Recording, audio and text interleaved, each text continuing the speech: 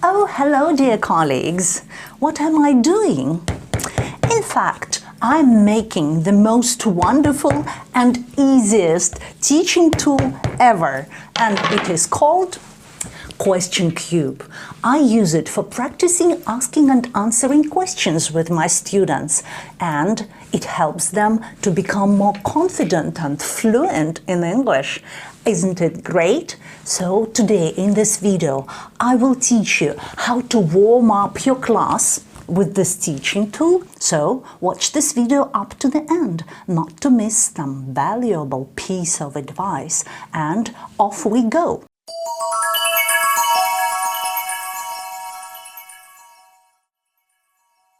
This fun and interactive teaching tool is really easy to make and super easy to use. Just take a large piece of modeling clay or plasticine, give it a cube shape. I usually use a cutting board like this to form 6 faces.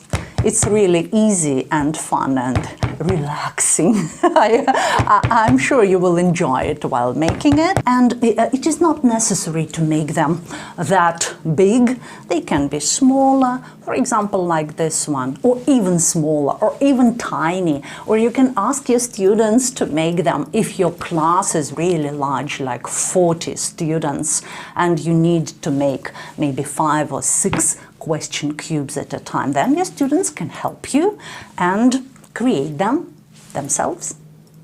And then take a marker, a bright marker, like dark blue or black, and write a question word on every face of the cube.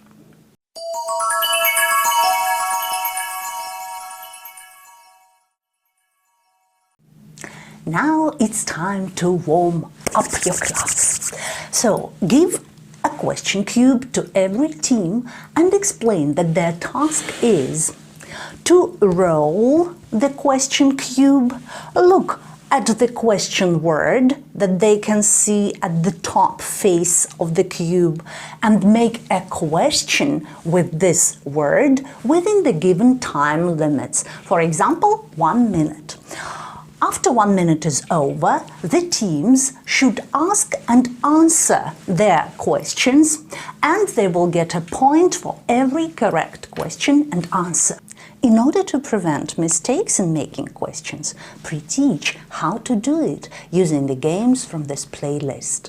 And if you are really interested in gamification and using games in your lessons, then check out the link in the description box below this video to download my ebooks with more ESL games for kindergarten, school, and for teaching online.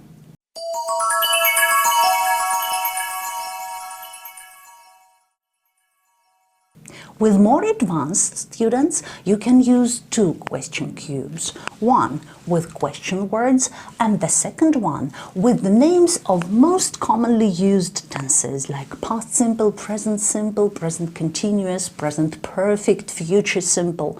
For example, students at the same time roll 2 cubes, they roll the dice, and the word on the question cube is how, and the tense is past simple. So how did you get to school yesterday?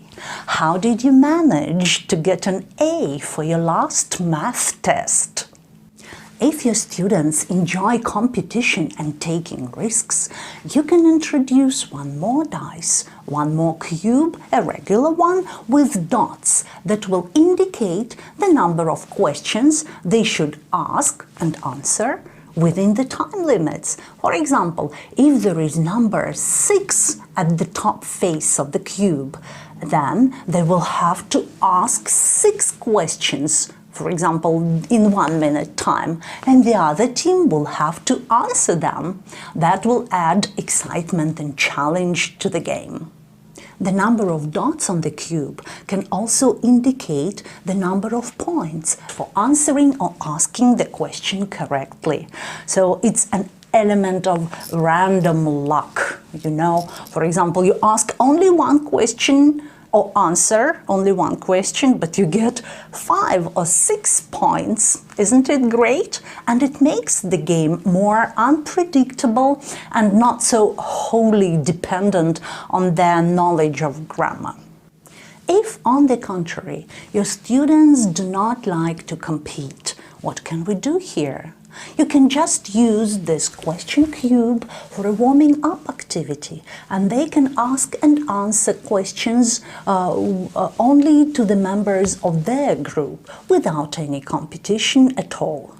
And the number of ways you can use it is almost unlimited. You can also write on the faces of the cube topics you would like to revise. For example, jobs or family, free time, hobbies, friends, and in this case, students should ask and answer questions on this topic. So as you see, Question Cube is a versatile prop that can be used in quite a number of ESL activities, and it will make learning grammar for your students more enjoyable and interactive.